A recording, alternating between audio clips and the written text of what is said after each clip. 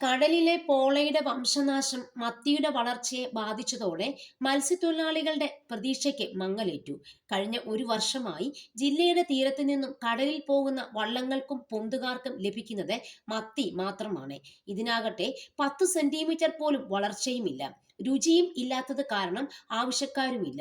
1 kilo മത്തി 30 രൂപയ്ക്ക് താഴെ വിലയിട്ടാണ് ഹാർബറുകളിൽ മൊത്തമായി തൂക്കിയെടുക്കുന്നത്.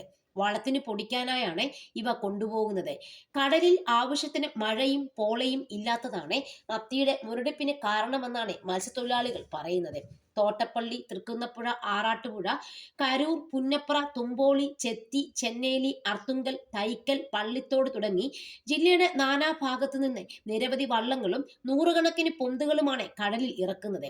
ഒരു ചെറിയ വള്ളം മത്സ്യബന്ധനം കഴിഞ്ഞ് കരയണിയുമ്പോൾ 5000 രൂപയോളം ഇന്ധന ചെലവ് വരും. വലിയ വള്ളമാകുമ്പോൾ ഇത് ഇരട്ടിയാകും. എന്നാൽ മത്തിക്ക് വില ലഭിക്കാത്തത് മൂലം വള്ളുടമകളും തൊഴിലാളികളും വൻ കടക്കണിയിലാണ്.